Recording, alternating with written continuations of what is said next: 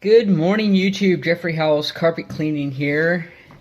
Today we've got ourselves this townhouse that we're going to be cleaning up in Sandy, Oregon. Today is, sorry, I had to think about it, March 31st. So, yeah, Saturday, March 31st. So we're getting a couple jobs in today. Getting ready for Easter Sunday. Hope you guys have got plans, family, and all that, and you have a blessed time together and all that good stuff. But what we're going to be doing today is we're going to be doing a little bit of CRB extraction. I call it my three-phase cleaning. I start out with phase one being a dirt and soil extraction using a Kirby vacuum cleaner, then move on to stage two, which is using our pre-spray and agitating with a CRB. And then phase three is the hot water extraction. Now I've been, some people are like, well, why don't you use a 175? And to be honest, I do use a 175, but it depends on the circumstance. Like in this case, our bedrooms and everything are upstairs in the townhouse, obviously, and I am not carrying a 175 up and down these stairs. I have a 17-inch 175, and that thing weighs about 100 pounds, and there's absolutely no way I'm going to be carrying that thing up and down. I could muscle it, but honestly, I don't want to. It's a liability, especially for myself. I don't feel comfortable carrying a 175 up and down the stairs and could possibly put a hole in the wall, so I'm not even going to take the risk. When it comes to debris removal, what I have found, I use a Kirby vacuum cleaner, and I always adjust the height to the carpeting. When I go through, especially in a scenario where the place is empty on a tenant, move out, where we're at right now, it's an opportunity to get in and to get as much debris in the carpeting. Like these are 10-year-old carpets that are in here. Now what I'm going to do, the majority of the debris is probably going to be in the stairway and here in the front room. Now with a really good pre-vacuum, what we're able to do is get all that dirt and sand and other abrasive debris out of the carpeting. We're not even concerned about the surface of it. We're just worried about getting that debris out of the carpet, because that debris is what causes damage to the carpet fibers over time. So when you see carpets that are completely worn out and have nasty wear patterns in them, it's because of the debris buildup. Especially when you work in a house that has like 2 cats and a dog and they only vacuum it like twice a month. Those are situations where the debris is accumulating faster than it can be removed with a vacuum cleaner. And you get so much matted hair in the carpeting that unless you go over with a good 3-4 vacuums, you're not getting all the debris out of there. So that's one reason why I'll go over with a real good slow vacuum, 80% overpass and all that, just to get as much debris out of the carpeting as possible. However, there's usually tons of matted hair and lint still stuck behind it in the carpeting as well. And a lot of times that hair and lint is like Velcro in the carpeting, and it doesn't just come up with a vacuum. So that's where the fingers of the brush of a CRB does a really phenomenal job of lifting that out. However, if you went over and you did like 3 or 4 vacuums, you'd probably get a lot more of that hair out. However, I just, we'll go ahead, give everything a good vacuum, and then move on to the next phase with the CRB, still removing a whole bunch. And then that's obviously I'm doing the if you watch any of my previous videos, I do the soil, the pre-spray soil suspension at the same time with the CRB, lifting out as much debris as possible. And in scenarios where you walk in and you can smell that there's a lot of dog, I do use a pet deodorizer. And it will kill the smell in the pet hair, but it won't pull the pet hair out. So depending on how severe the pet hair is in the carpeting, I'll CRB it. And then sometimes I'll just have to wait until it's dry and come back another day if the customer is really concerned about it. And vacuum it a couple more times, or CRB it a few times, just to get as much of that hair out as possible. That case and scenario is pretty rare. It's not often that you run into a situation where there are 2 cats and a dog, indoor dogs, living in a home for 5 years with vacuuming, twice a month. However, I do run into it occasionally, and in those situations, you just have to deal with it as it comes. So today, we are using the CRV because I don't want to carry a 175 up the stairs. So let's take a look at what we got here. Oh, I didn't mention this here. Obviously, we've cleaned this before. And these carpets are about 10 years old. Assuming that they're nylon because they are holding up very well for being 10 years old. I'm hoping that these spots here, that is like soda or something that got spilled there. Because that's typically what soda would look like, is that it would spill, especially Sprite. It spills clear, you don't see it, but then it starts attracting debris like a magnet. This here, they obviously had a piece of furniture down here. And we'll be able to remove a lot of that, but being 10 years old, a lot of that is just going to be compressed carpet padding that is flattened out there. So there is going to be a little bit of a light difference, especially that the carpets no longer are going to be sitting, flat across the room. There's going to be a little bit of a diff here or something just because that's where the furniture was sitting.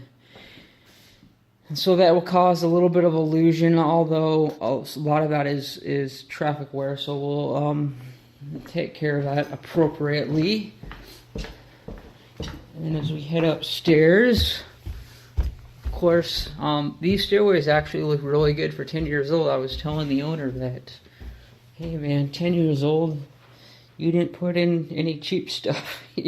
You put in a good poly or a good nylon, so you guys, if you're looking at installing carpet, always go with high quality material. Do not use a plastic polyester or else you will be replacing those carpets. If these were polyester and they were 10 years old, they would look absolutely terrible as if they were 10 years old. So these here actually look pretty decent. So we've got 4 bedrooms, well 3 bedrooms and like a little office space, which is more like a glorified closet. And that's it. So we're going to do a pre-vacuum, phase 1, phase 2, we're going to pre-spray and agitate, phase 3, hot water extraction. Alright, I'm going to go over this again for you guys wanting to set for the proper height of the carpeting. What you do, you get your vacuum, you set it to the highest point, and then you would turn it on, and then you would begin clicking it down one at a time until you hear that beater bar make contact with the carpeting. It's made contact with the carpeting, and then you make one more click down, and that right there is your sweet spot to get as much debris out of there as possible. And what that does is that creates an optimal airflow under your vacuum as well, so that you're able to create those mini earthquakes in the carpeting but have enough airflow and suction to be able to pick all that stuff up as it's bouncing around. So that's what we're doing. You guys study your craft. If you guys have any tips or ideas, I would love to hear them, because that's exactly what I do, is I just look around for any nuggets that I could possibly find. Alright, you guys, from following if you've seen any of my other videos, you know I'm a huge proponent of the pre-vacuum. So, as you can see here, we've got at least 60-70% up to that line that they say, it needs to be replaced. And that's just dirt and sand and stuff that's in there. So, I know that many times the carpeting looks very deceitful. You can't really tell how much debris is in there. And this traffic area here, where there was a piece of furniture, actually, we went over and over and over it, because that's where debris and dirt get hammered into the carpet and they just get compressed and smashed down, and then a vacuum cleaner typically is not going to vacuum it up. However, if you look at IICRC standards and guidelines, A good pre-vacuum can get up as much as 79 to 80% of all the debris, the dry debris that's in the carpeting. And it also states that, in some cases you need about like 7 passes to get the debris out, and we did at least 7 or more here because I was curious as to how much I could actually get out. And right now on the camera, it's almost not even really visible. So I think that as we CRB it and go through, it'll tear, obliterate all the nasties that are in the carpet here. Now, one thing I want to state here, just because you do a thorough pre-vacuum does not necessarily mean that you're not going to pull anything up out of the carpeting running the CRB, because you're attacking 2 different types of debris. My pre-vacuum that I do with the Kirby is specifically to get debris out of down below, to get that sand and that grit out of the carpeting, because that's what's destroying the carpet. So my purpose for this is to get that out of the carpet. We're prolonging the life of the carpeting.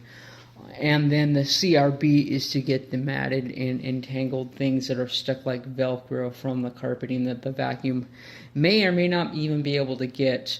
And there are cases where you could vacuum up stuff with the vacuum if you go over it 6 times, but most of the time you don't have that much time to be dinking around with the carpet. So you go through, you give it a thorough pre-vacuum, and if there's really an oversaturation of debris in there, expect there to be a lot of debris if you're running a CRB as well. However, if you don't pick up debris and you did a pre-vacuum, that's just a sign that you got the debris out of the carpeting. However, if there's an oversaturation of debris, it doesn't mean that you did a poor job vacuuming. It just means that there is so much debris in there that your vacuum wasn't able to get it all out without having to make several more passes, which may be very time consuming.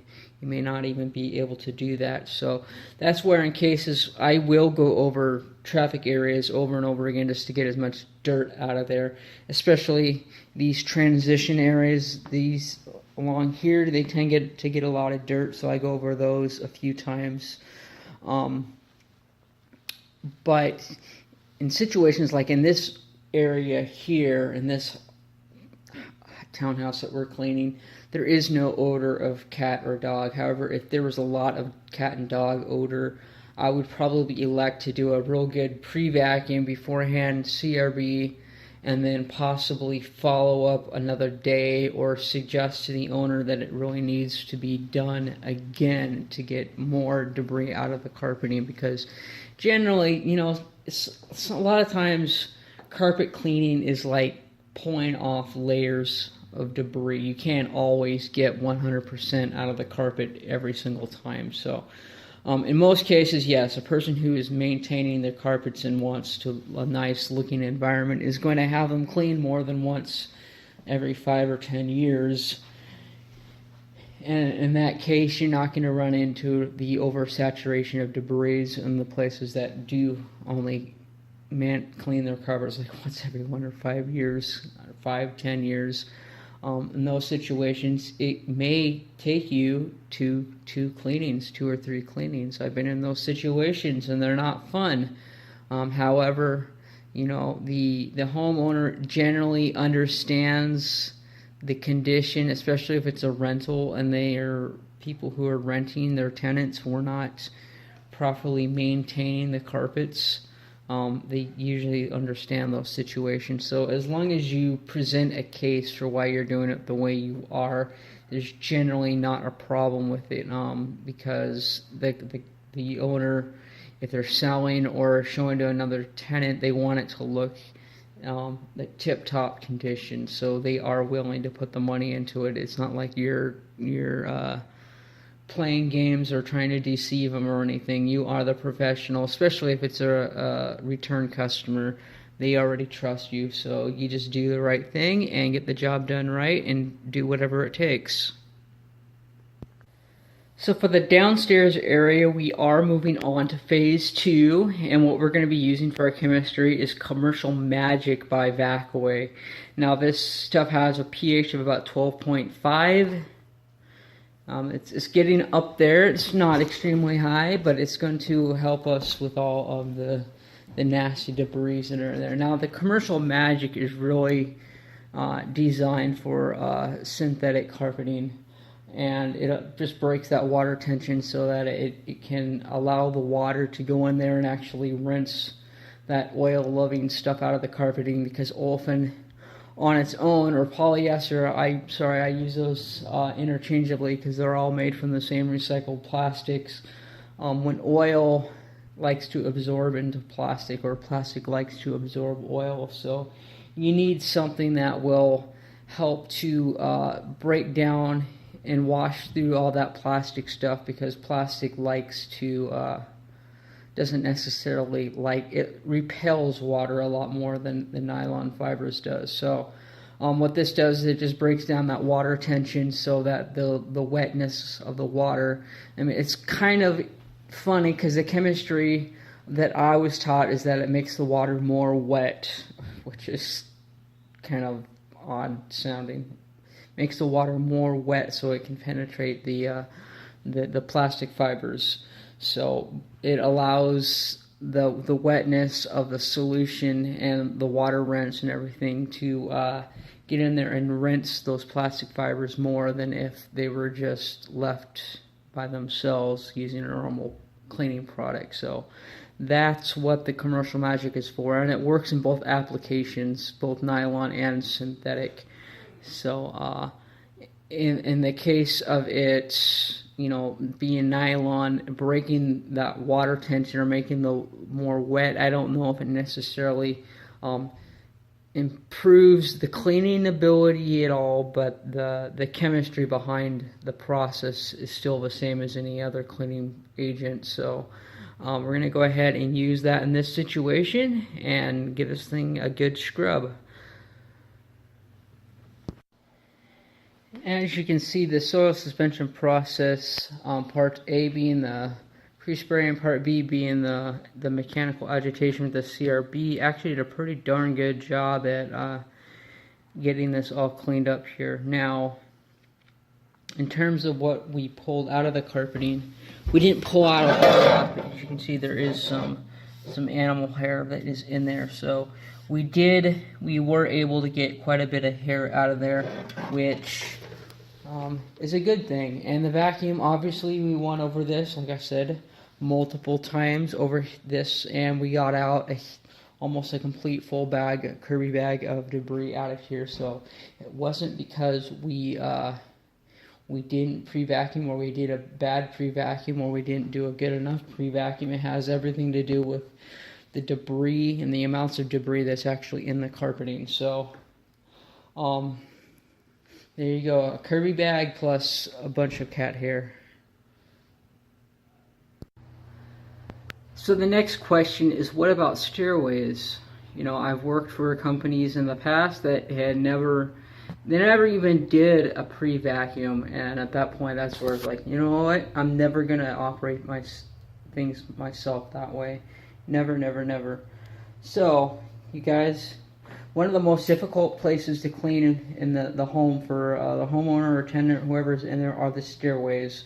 People really just don't have a very good vacuum when they are doing stairways. Now, this guy, granted, is not that great of a tool, but it does the job. I use this exclusively for furniture and stairways, and it does an okay job. As you can see, that canister is pretty much stuffed full.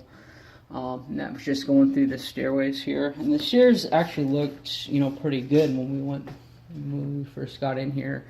But we pulled up all that dust and added stuff that's in the carpeting, so we got that out of the way. So now we're gonna go upstairs and do our soil suspension process upstairs, then fire up the truck, and then come down and do our extraction, come down the stairways, extract the stairways, and by then the front room area in here will have had plenty of time to dwell and it should be absolutely marvelous. And when we're done cleaning here, it should look like practically new.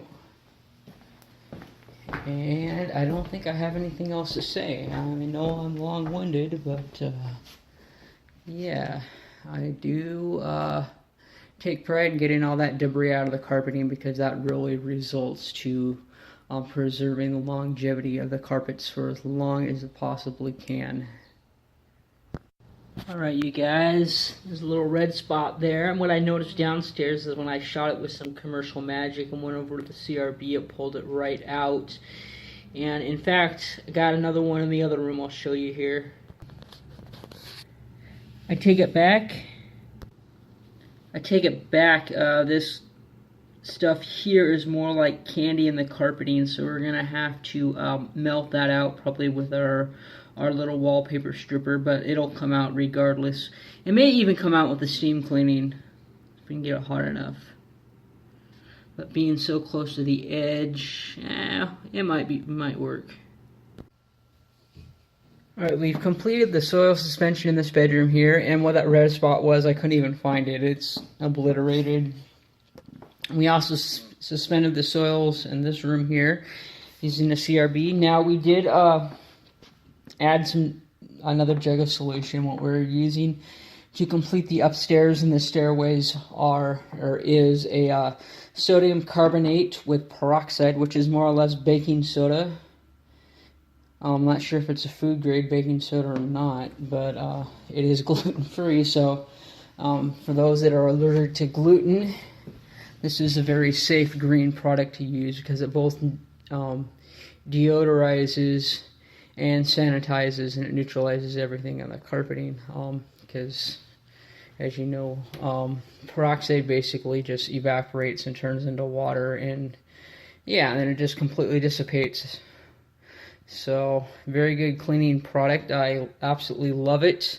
I use it on almost everything, and I do extract as well. So, whether they are natural or synthetic fibers, the peroxide that I use, I pretty much use for everything, because because I am extracting, I'm not leaving that product in there to have it continue working for as long as the carpets are wet. It keeps the peroxide keeps doing its thing, and that's where you end up weakening fibers and causing discolorations, because it's continuing to work and have that chemical reaction. So we make sure that we stop any chemical reaction so before it has a chance to do any damage. However, with the carpeting that we're doing today, there wouldn't be any damage anyways. But be completely thorough. We are extracting. Alright, so I've just finished with our soil suspension process, and that in there in the tray is all the debris that our vacuum cleaner did not get. Now, would our wand pick that nasty stuff out of there? I don't know, because this hair and stuff that was in there was actually stuck like Velcro. I always use that analogy, because that's more or less what it is. It's just clinging to the carpet fibers. Now, what I'm going to do is I'm going to go ahead and pre-treat this. Usually I do it last, but I'm just going to pre-treat it, allow the product to dwell in there for a while we're cleaning the upstairs. And by then all the soil should be pretty loose. And because all the airflow is being diverted through a smaller opening with our upholstery tool, it usually gets a little bit better suction than the wand anyways, as far as retrieving water and all that. So I haven't been scrubbing the risers and the steps as much unless they're actually needed really bad. And in this situation, they don't look like they really need it, because we gave it a really good vacuum, got a ton of dirt out of there. Now we're gonna pre-spray it and just allow it to dwell in there for a good long, probably 30-45 minutes or so. Alright, you guys, we got our truck fired up. We got the water heated about 180, and I'm going to go ahead and get going here. Got our stuff anchored off, and I'll catch you in the bedroom. Here we are. I'm just going to knock them out one at a time and show you some after results here.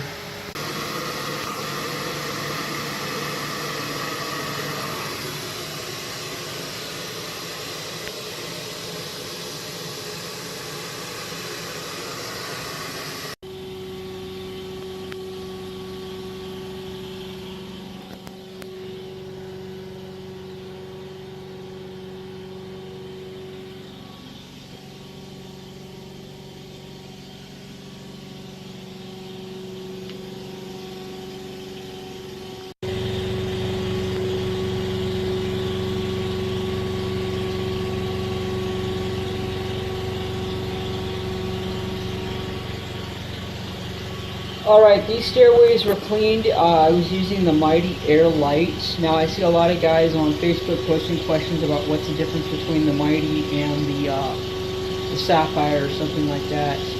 Now, I'm not going to get into it because I'll have another video on it, and I'll probably make another just reiterating what I was going over.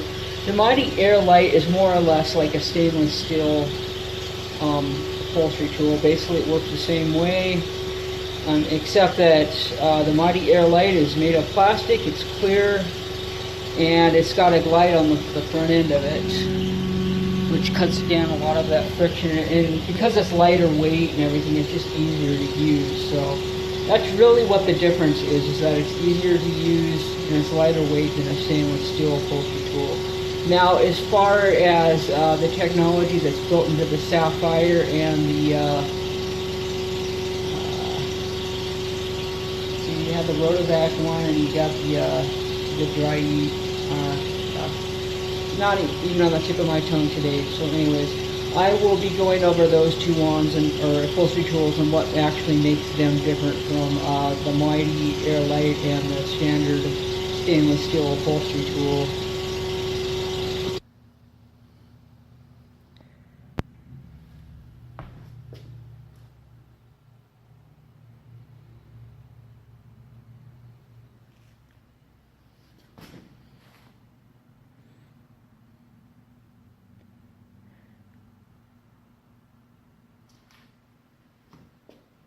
If you got any carpet cleaning that needs to be done or have questions or concerns regarding anything, go ahead, feel free to give me a call directly. Jeffrey Howells Carpet Cleaning, 503-939-0534. Happy Easter, everyone, and I'll catch you in the next video.